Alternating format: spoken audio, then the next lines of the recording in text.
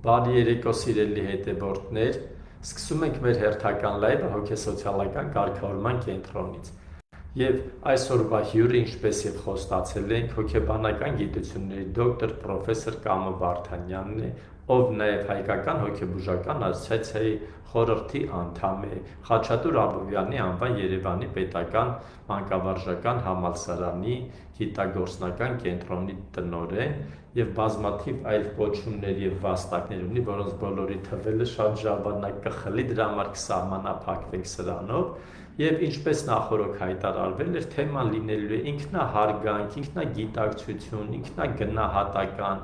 որոնց մասին բավական հետաքրքիր մոտեցումներ ունի պրոֆեսոր Վարդանյանը, անգամ բավական նորարարական, որտեղ դրանցից յուրաքանչյուրն էլ այսօր շատ մոդայիկ բառեր են, շատերը անգամ դասընթացներ են կազմակերպում դրանցից առանձին յուրաքանչյուրի թեմաներով, առանց հստակ պատկերացնելու նրանց բոլորի միասնականությունը, անձի որպես ընդհանրություն դիտելու անհրաժեշտությունը,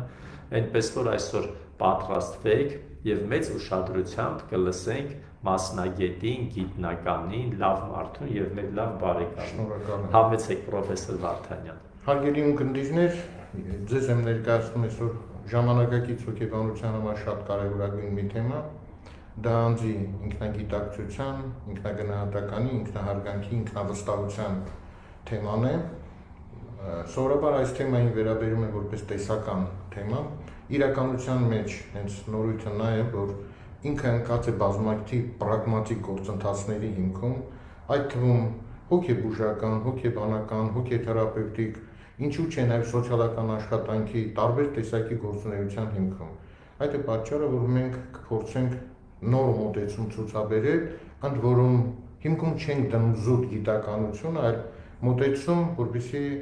ունկնդիրների համար, դիտողների համար ինքը լինի մատչելի եւ հստակ հասկանալի։ Ինքնագիտակցության հիմնախնդիրը համեմատաբար վերջի ժամանակներում է խորությամբ ուսումնասիրվել, դա 20-րդ դարի սկզբի ժամանակահատվածն է, հատկապես Ուիլյամ Ջեյմսի աշխատություններում է այն բավականին լուրջ մեկնաբանվել, այնուհետև Գորդոն Օլպերտն է առավել արժևորվել այս ինքնագիտակցությունը, նա ինքնագիտակցությունը դիտում էր որպես ինքնության դրսևորում։ Վերջի ժամանակներում տարբեր մասնագետներ են այս ինքնության մասին իրենց կարծիքները հայտնում, այսպիսով հենց ինքնություն հասկացությունը Օլպերտի տեսակետից հանդես է գալիս որպես ինքնագիտակցությունը, այնուհետև Կուլի, ուրեմն Ջեյմս Հոլտոնի աշխատանքները, որոնք հայլային արտացոլման վերագրման գործընթաց են ուսումնասիրում, այսինքն եւ ռուսական դպրոցն այս թեմային անդրադարձել, կարեւորել, բայց ուզում եմ շեշտել, որ ինքը վերջի ժամանակներում է գիտականորեն ուսումնասիրել, բայց բոլորիս հայտնի է, որ մեր թվարկությունից առաջ 6-րդ դարում Դելֆյան տաճարի վրա հին Հունաստանի 7 կարևոր գիտնականները, իմաստասերները պատգամել են եւ գրվել է, որ ճանաչիր ինքդ քեզ։ Ասում են, որ այս թեզը ինքան է Սոկրատեսին դուր եկել, որ Սոկրատեսը առաջ է քաշել մի նոր պատգամ, ճանաչիր ինքդ քեզ եւ դու կճանաչես աշխարհը։ Ուրեմն այս տեսանկյունից ինքը անտիկ շրջանից սկսած կարևորված թեմա է, որովհետեւ դա անձին առնչվող թեմա է իրենից ներկայացնում։ Ինչպես մենք գիտենք, մարդու վարքը պայմանավորված է սեփական դիրքորոշումներով, սեփական դրդապատճառներով, պահանջմունքներով, ինչպես նաեւ բնավորությամբ, խառնվածքով, իսկ առավել եւս ինքնագիտակցությամբ։ Ինքնագիտակցության յուրահատկությունների եւ առանձնահատկությունների ամբողջության հիման վրա մի դեպքում մարդու վարքը հանգում է նրան, որ արտաքին պայմաններին, կյանքի պայմաններին արդյունավետ հարմարվի, այսինքն հարմարողականության դրսևորումները ձեռք բերում, իսկ մենք գիտենք մարդու կենսագործունեության միտումը դա ադապտացիայի process-ն է իրենից ներկայացնում։ Միայն դեպքում ինքնագիտակցությունը հանգեցնում է նրան, որ տեղի է ունենում դեզադապտացիոն process-ներ։ Սրանք արդեն լուրջ խնդիրներ են անձի համար առաջացնում, բացի դա ինքնագիտակցությունը մեզ հնարավորություն է տալիս, որպեսզի մեր թերությունները վերացնենք, մեր սոցիալական կարգավիճակը հասկանանք եւ այդ ժամանակահատվածում փորձենք գիտելիքներ, կարողություններ, նոր մոտեցումներ դրսևորել, արժեքներ դրսևորել։ Սա համարվում է որպես շատ կարևոր ֆենոմեն հոգեբանության համար։ Ինչպես ենք մենք սահմանում, գոյություն են բազմաթիվ սահմանումներ, սակայն իսկ փորձեմ զուտ պրագմատիկ սահմանումները ներկայացնել, օրինակ եթե մենք ուզում ենք անձի հոգեկան գործունեության մակարդակների հիման վրա ներկայացնել, ինքնագիտակցությունը հանդես է գալիս անգիտակցական, ենթագիտակցական, գիտակցական ամենաբարձրագույն մակարդակը, ուրեմն հոգեկան գործունեության տեսակետից, ամենաբարձրագույն մակարդակը։ Շատ կարևոր երկու մի հասկացություն կա՝ ինքնագիտակցում եւ ինքնագիտակցություն։ Ես նկատել եմ, որ շատ տեղերում սրանք նույնացնում են, սրանք նույնը չեն։ Ինքնագիտակցում այն գործընթացն է, որի հիման վրա անձը կարողանում է սեփական ներքին հնարավորությունները, սեփական անձի մասին պատկերացումները, վերաբերմունքը ընկալել ճիշտ օբյեկտիվ եւ այդ օբյեկտիվ ընկալման հիման վրա արտացոլել արտաքին միջավայրը եւ ներգործել արտաքին միջավայրի վրա։ Սա ավելի մեծ հասկացություն է իրենից ներկայացնում։ Իսկ ինքնագիտակցությունը ինքնագիտակցման մի բաղադրամաս է, որը բնութագրվում է նրանով, որ անհատը կարողանում է սեփական անձի նկատմամբ դրսևորել որոշակի պատկերացումներ, վերաբերմունք, այն դեպքում, երբ որ սեփական անձը հանդես է գալիս որպես հետազոտության օբյեկտ։ Սա շատ կարևոր ընդհանրական սահմանում է։ Մենք ուզենք թե չուզենք անընդհատ շփվում ենք մեր եսի հետ։ Ժամանակի յուրաքանչյուր պահին մարդը իր ներքին աշխարհի արտացոլման, արտաքին աշխարհի արտացոլման հիման վրա դրսևորում է որոշակի ես։ Եվ սա հանդես է գալիս որպես իրադրային եսը։ Բայց միևնույն ժամանակ մենք հասկանում ենք մի բան, որ մարդու եւ մարմինը եւ նրա հոգեկանը պատկանում են ինչ-որ մի կենտրոնի։ Եվ այդ կենտրոնը կոչվում է կենտրոնական ես։ Այսինքն այդ կենտրոնական եսը միշտ մարդու տարբեր տեսակի գործունեության մեջ դրսևորում եւ դոմինանտոր է իրենից ներկայացնում։ Հարց է առաջանում, ինչպես է անձի ինքնագիտակցությունը կամ ես կոմպլեքսը դրսևորում։ Ուսումնասիրությունները ցույց են տալիս, որ տարիքային առանձնահատկություններ ունի։ Օրինակ, 1 տարեկան երեխան առաջի անգամ սկսում է իր անվան արձագանքել, որի հետևանքով ասում ենք, որ ինքնագիտակցության առաջին սաղմերը կամ նախադրյալները դրսևորում են այդ տարիքի երեխայի մոտ, իսկ 3 տարեկան երեխայի ճգնաժամը ես ինքս կոմպլեքսը հենց հենված է այս եսի վրա, եթե կլինեն հարցեր ես դա կբացատրեմ, իսկ դեռահասության պատանեկության տարիքում ինքնագիտակցությունը շատ ավելի զարգացում է ապրում եւ փոխում անձի կամ երեխայի տվյալ պարագայում ուղղվածությունը դեպի հասունացումը, ուրեմն եւ չափահասության զգացում։ Այս տեսակետից ուրեմն մենք ունենք կարևոր դրսևորում այդ եսի տարիքային զարգացման եւ մյուս կարևոր հարցադրումը հետեւյալն է. ինչպես է եսը ձևավորվում անձի մոտ։ Ամենաառաջին կարևոր դրսևորումը հետեւյալն է. դա մարդու հատկապես ինտելեկտուալ անձնավորության սեփական հնարավորությունների օբյեկտիվ վերլուծության արդյունքում, փորձի արդյունքում, ինչպես նաև շրջապատող մարդկանց կարծիքների հիման վրա օբյեկտիվ պատկերացումն է սեփական անձի մասին։ Երկրորդ տարբերակը, երկրորդ ուղին դա շրջապատի վերագրումն է, այդ հայելային եսը սա է, որ մարդու եսը շրջապատող աշխարհի վերագրման հիման վրա հայելային տարբերակով սկսում է զարգացում ապրել։ Եվ տեղի է ունենում այդ եսի աստիճանական ձևավորումը, կարգավորումը։ Սա շատ կարևոր ֆենոմեն է իրենից ներկայացնում, օրինակ, տեսեք, հոգեբուժության մեջ, կլինիկական հոգեբանության մեջ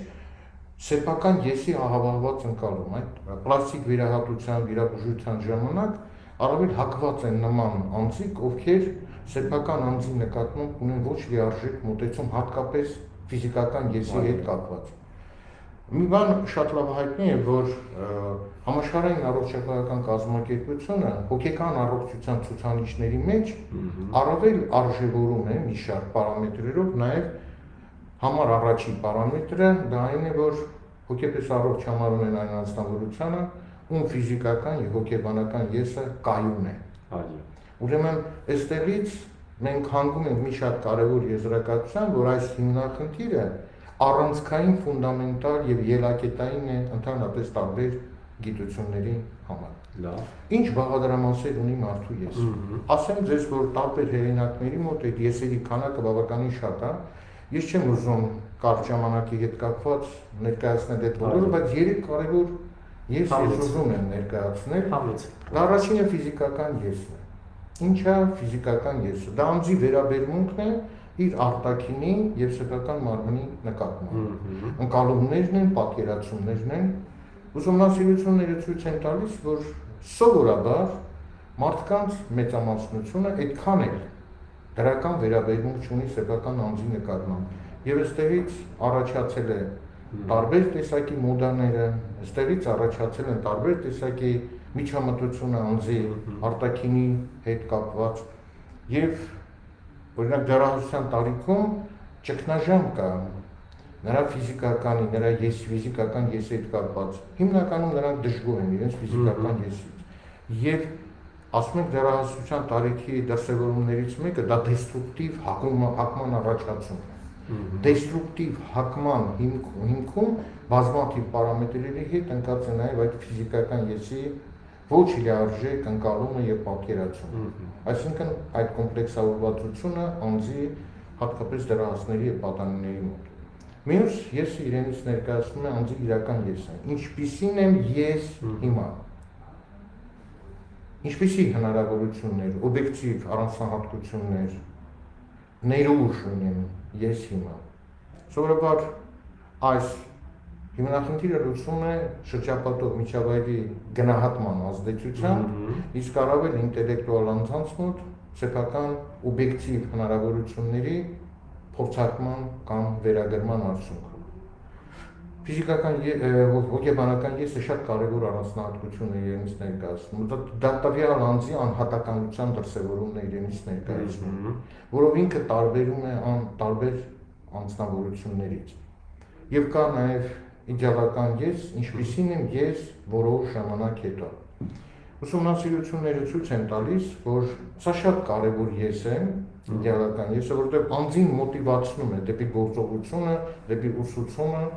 եւ նպաստում է, որ անձը արձանագրի որոշակի առաջընթաց։ Ուսումնասիրությունները ցույց են տալիս, որ եթե հոգեբանական եւ այդ իդեալական եսի միջև տարածությունը շատ մեծ է, ապա այդ դեպքում անձը չի կարողանում իր առաջընթացը տեսնել, որի հետևանքով ֆրուստրացվում է։ Դա հնարավորություն չի տալիս լիարժեք ակտիվություն դրսևորելու համար։ Եվ հակառակը կա, եթե իդեալական եւ հոգեբանական եսի միջև, իրական եսի միջև այդ տարածքը ժամանակը շատ կարճ է, ապա մոտիվացիայի process-ն է դժվար։ Այստեղ մի շատ կարևոր հիմնախնդիր կա։ Այդ հիմնախնդիրը հետևյալն է, որ ուսուցման process-ի ընթացքում անհրաժեշտ է աշակերտի ուսանողի մոտ մշակույթ ձևավորել։ Իդեալական եսի սահմանման, որպեսզի ռեալ տարբերակ լինի,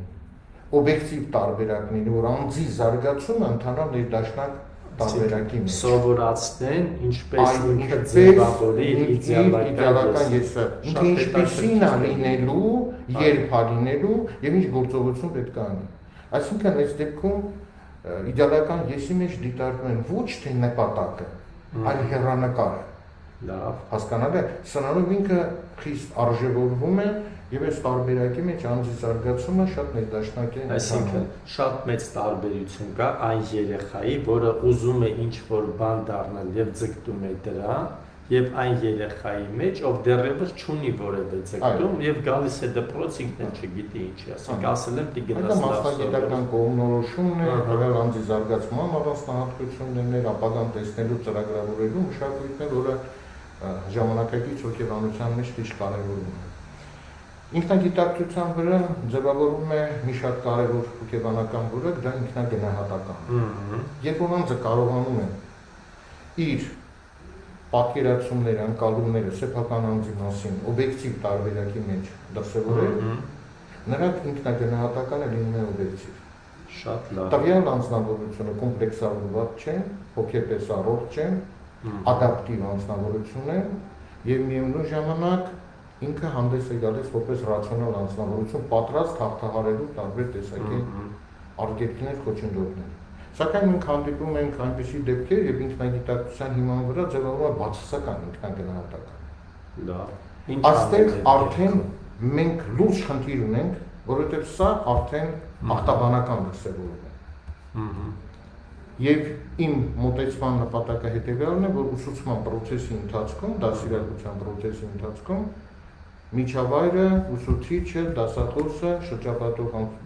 միջավայրը պետք է անի ինձ, որ անձի մոտ այդ բացասական ինքնագնահատականը այդ տարբերակի մեջ չձևավորվի։ Արդեն մենք հիացական կոմենտներ ենք ստանում ձեր մասին։ Շնորհակալ եմ։ Մեզ շատ հաճելի է շարունակեք այդ բաներ ունեմ ասելու, դրա համար վրացում եմ, որպեսզի ես բանանեմ։ Եվ կա նաև հավակնությունների բարձր մակարդակ, հետևաբար բարձր ինքնագնահատական, որը ինչպես շրջապատող միջավայրի վերագրման արդյունք եւ ոչ օբյեկտիվ վերագրման արդյունք եւ միևնույն ժամանակ սեփական անձի ոչ հասունության արդյունքում, ոչ ռացիոնալության արդյունքում անձը սեփական հնարավորությունների մեծ վերագրումներ է ներկայացնում։ Այս դեպքում մենք ունենում ենք նաեւ ինքնասիրահարված, նաեւ ծայրագույն տեսական մեգալոմաններ ենք ունենում, որ բացասական դրսևորում է եւ հակառակը ցածր ինքնագնահատական։ Այս բոլորը լուրջ խնդիրներ են, դասիրակության հետ կապված խնդիրներ են եւ սրա վրա պետք է բավականին ուշադրություն դարձնել։ Այն դեպքում, երբ որ այս թեման որպես տեսական թեմա է իրենից ներկայացնում, ոչ գործնական միտվածությամբ ուղղվածություն ունեցող թեմայի ներկայացնում։ Այս երկրորդ ֆենոմենի հիման վրա, ինքնագնահատման հիման վրա առաջանում է նաեւ անձի ինքնահարգանքը։ Այո։ Սա շատ ավելի բարձր մակարդակի հոգեբանական կառույց է, որովհետև ինքնահարգանք ունեցող անձնավորությունը ինքը ներդաշնակ անձնավորություն է։ Ցանկացած իրադրության մեջ կողմնորոշվող անձնավորություն է իրենից ներկայացնում։ Եվ մենք ունենք, երբ որ անձը չի հարգում իր սեփական եսը եւ հակառակը գերագնահատում է սեփական եսը։ Եվ ինքնահարգանքի վրա ձևավորվում է մի նոր հոգեբանական որակ, որ կոչվում է ինքնավստահություն։ Դա Հատկապես բժիշկների համակարգում, որպեսզի ավելի հասկանալի լինի, տեսեք, բժիշկը, եթե չունի ինքնավստահություն, արտակարգ իրավիճակներում ինքը չի կարող օգնություն ցույց տալ։ Այո։ Բայց պրոֆեսիոնալ անձիկ, փորձ, գիտելիքներ ունեցող անձնավորությունները ունեն նաև ինքնավստահություն։ Ինքնավստահությունը դրական ֆենոմեն է հանդես գալիս։ Ես ինչի եմ սա շեշտում, որովհետև որոշ ուրեմն կառույցների հետ կապված այդ վստահության ֆենոմենը բացական դրսևորում իրենից ներկայացնում, որովհետև մարդը որպես այդպեսին չի կարող բացարձակ ինքնավստահ լինել։ Բայց իրականության մեջ այդ օբյեկտիվ ինքնավստահությունը ինքը շատ կարևոր է։ Մի հարց եմ ուզում ես այստեղ քննարկել, ինչն է ընկած օբյեկտիվ ինքնագնահատականի ինքնագիտակցության հիմքում՝ սոցիալական համեմատությունը։ Իր արժանինքները համեմատել։ Ես բերեմ օրինակ 50 տարեկան տղամարդը կարողանում է բարձրացնել 80 կիլոգրամով ծանրաձուղ։ Հիմա լավ է թե վատ է։ Եթե դա համեմատության մեջ չի, ոչինչ չեմ կարող ասել։ Բայց հիմա այդ համեմատությունը կարող է լինել ոչ օբյեկտիվ։ Օրինակ ինքը վերցրել է եւ 10 տարեկան տղայի հետ համեմատվում է։ Որը հոմոգեն համակարգ չի, դա հետերոգեն տարբերակ է համեմատման։ Սակայն ինքը պետք է իր տարիքի ֆիզիկական տվյալներով, ինչու՞ չէ նաև մասնագիտության սերով անհատի հետ համեմատվի, որպեսզի իմանա իր եսի առանձնահատկությունները եւ յուրահատկությունները ու հնարավորությունները, սոցիալական համեմատությունն է ընկած։ Հարց է առաջանում, դա ստատիկ process է թե չէ։ Հաստատուն կոնստանտ process է ինքնագիտակցություն, պատմում է որ ոչ։ Տարբեր իրադրություններում մարդու ինքնագիտակցությունը, ինքնահարգանքը ենթարկվում է փոփոխության։ Օրինակ, եթե մարդը գնում է աշխատանքի ընդունվելու, պետք է հարցազրույցի մասնակցի, եւ գնում է տեսնում է, որ այնտեղ գիտնականներ են, շատ բարձր կատեգորիայի անձնավորություններ են, ինքն էլ պարապել է իհարկե, բայց հակ ու կապից դրսևորված ստատուսներից իր մոտ ինքնագիտակցությունը սեփական իրական եսի հանդեպ ցածրանում է։ Եվ հակառակը, եթե տեսնում է, որ այնտեղ մարդիկ են, որոնք անարժան են, որոնք ընդհանրակարգ կարգավիճակը շատ ավելի ցածր է, իր ինքնագիտակցությունը եւ ինքնագնահատականը բարձրանում։ Մի շատ կարևոր հարցի մասին խոսեմ։ Սովորաբար այդ հարցի մասին այդքան շատ չի գտնվում գրականության մեջ, ես կվերջացնեմ հեսա։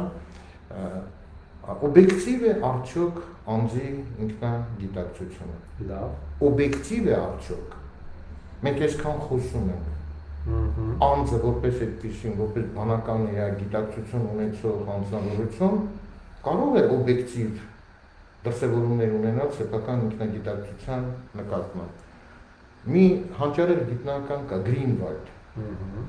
բազմաթիվ հետազոտություններ ունի իրականացրած, էքսպերիմենտալ հետազոտություններ եւ ունի բավականին հետաքրքիր աշխատանք, որտեղ շեշտում է, որ անձի ինքնագիտակցությունը ոչ թե օբյեկտիվ կառույց է, այլ օբյեկտիվին ձգտող կառույց։ Լավ։ Ինչու՞։ Որտեղ կա 3 նախապաշարումներ։ Ամենաառաջին նախապաշարում մարդը եսակենտրոնն է։ Հիմա ես պատմում եմ, ես խոսում եմ, իմ եսը միշտ մեջն է, դա ես եմ խոսում, հասկանալի է, հա։ Երկրորդ տարբերակը նախապաշարումը, որը առաջինի շարունակությունն է, կոչվում է ինքնափառաբանում։ Ուզի անձը ներկայացնելու ժամանակ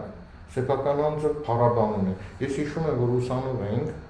դա խորհրդային տարիներն էր, եւ Լեոնիդ Իլիչ Բրեժնևը, մեր սովետական պետության առաջնորդը, գրել էր մի աշխատանք Մալարեսի վրա։ Այո, ես էլ եմ հիշում։ Եվ այդ աշխատանքը բոլորին տալիս էին անգիր սովորելու, մշակելու, անպայման պետք է իմանալ, ու երբ որ այդ գիրքը կարդում էի, ստացվում էր, որ Լեոնիդ Իլիչ Բրեժնևն երկրորդ հայրենական պատերազմը ինքը հաղթել։ Այո։ Պատկերացնում եք, այսինքն այդ ինքնափառաբանումը դա օբյեկտիվ արկայություն է անձի մոտ, եւ երրորդը դա կոգնիտիվ պահպանողականություն։ Այսինքն կոգնիտիվ պահպանողականությունը հետեւյալն է, երբ որ անձը գիտի, որ ինքը սխալ է կամ օբյեկտիվ չի տիրապետում այդ ինֆորմացիան, դու իրան սովորացնում ես, սակայն ինքը շարունակում է իր տարբերակը իրականացնել։ Անկախ նրանից։ Իսկ եթե դու փորձում ես մի փոքր բռնանալ, ավտորիտար դրսևորումներով, ապա տվյալ անձնավորությունը սկսում պաշտպանվել իր պահպանողականությամբ։ Ուրեմն այս 3 նախապաշարումները խոսում են եւ հանգեցնում են այն միտքը, որ մեր ինքնագիտակցությունը դա օբյեկտիվ չէ, այլ օբյեկտիվին ձգտող բնական կառույց է իրենից ներկայացնում։ Շատ հետաքրքիր մի էֆեկտ կա հոգեբանության մեջ, ես գիտեմ, որ նաև հոգեբուժությունն է օգտագործում դա Դենինգ-Կրուգերի էֆեկտն է։ Այս էֆեկտի էությունը նորից ինքնագիտակցության հետ, ինքնագնահատականի հետ է կապված, այն մարդիկ, ովքեր քիչ քանակությամբ գիտելիքներ, փորձ, կարողություններ, հմտություններ ունեն, այդ թերությունների նկատմամբ անտարբեր են, չեն կարող գնահատել, եւ սեփական հնարավորությունները, ինչպես նաեւ սեփական իմացության մակարդակը գերագնահատում են։ Ես ուզում եմ այս միտքը Բերտրան Ռասելի ասացվածքով ավարտել։ Բերտրան Ռասելը ասում էր, որ մարդը ինչքան հիմար է, այնքան ինքնավստահ է, իսկ բոլոր խելոք մարդիկ կասկածամիտ են։ Այո։ Մեր մոտ դա կիրառում ենք, ասում ենք ամենահեշտ խորհուրդ սանիտարներն են տալի եւ պրոֆեսորը շատ դժվարությամբ է խորհուրդ տալիս։ Ուրեմն այս տեսանկյունից ժամանակակից հոգեբանության համար ես գտնում եմ, որ կան բազմաթիվ գիտական թեմաներ, որոնք թվում է, թե իրենք հոգեբանական գիտության համար են,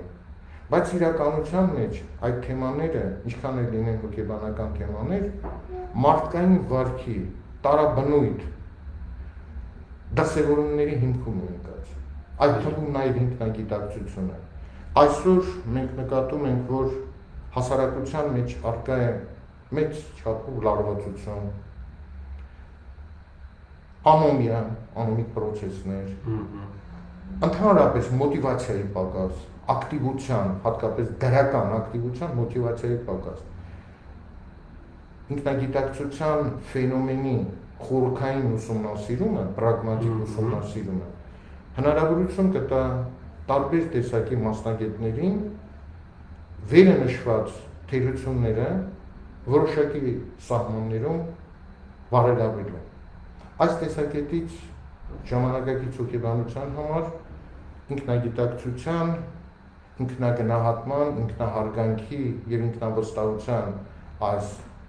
առանձնահատկությունները խիստ առանցքային եւ արժեքավոր են։ Ես ուզում եմ շեշտել հետեւյալը, որ